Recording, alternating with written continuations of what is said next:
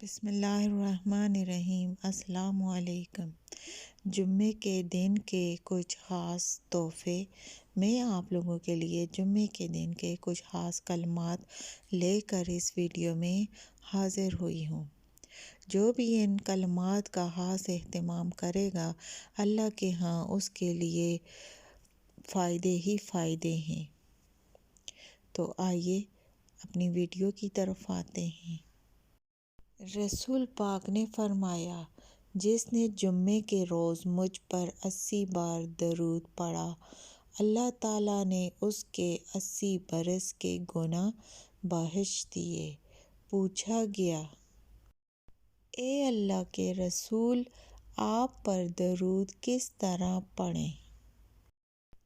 آپ سلم نے فرمایا، یوں کہا کرو، اللہم صلی علی محمد عبدک و نبیک و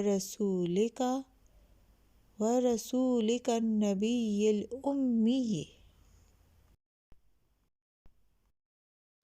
حضرت ابن عباس رضی اللہ عنہ سے مروی ہے کہ نبی پاک نے فرمایا، جو جمعہ کے وقت امام کے آنے سے پہلے 10 رکعت نماز پڑھے، ہر رکعت کو بسم اللہ سے شروع کرے اور ہر رکعت میں سورہ فاتحہ اور 10 مرتبہ قل ھو اللہ احد پڑھے، سلام کرنے کے بعد یہ پڑھے، سبحان اللہ والحمد للہ ولا الہ الا اللہ واللہ اکبر ولا حول ولا قوت۔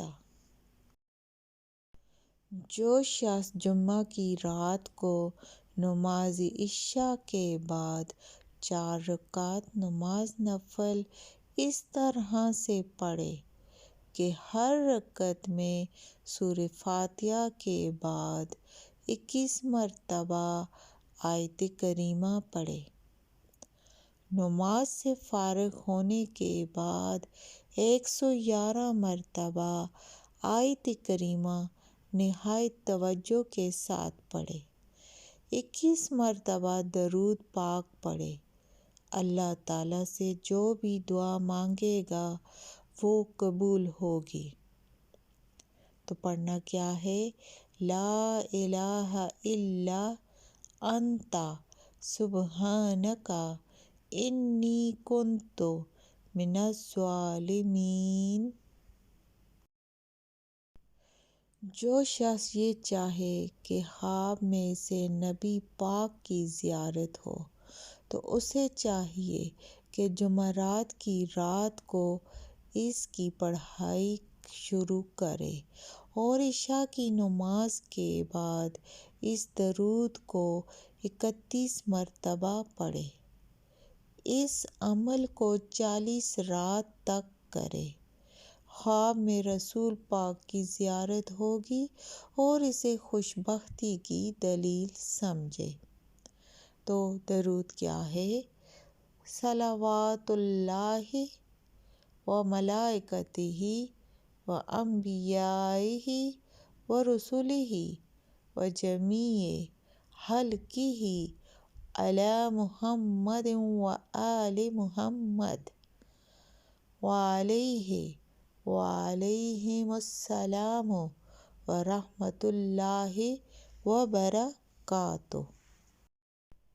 جو شخص ہر شب جمعہ یعنی جمعہ اور جمعرات کی درمیانی رات اس درود شریف کو پابندی سے کم از کم 1 مرتبہ پڑھے گا، موت کے وقت نبی پاک کی زیارت کرے گا اور قبر میں داخل ہوتے وقت بھی، یہاں تک کہ وہ دیکھے گا کہ سرکار مدینہ اسے قبر میں اپنے رحمت بھرے ہاتھوں سے اتار رہے ہیں۔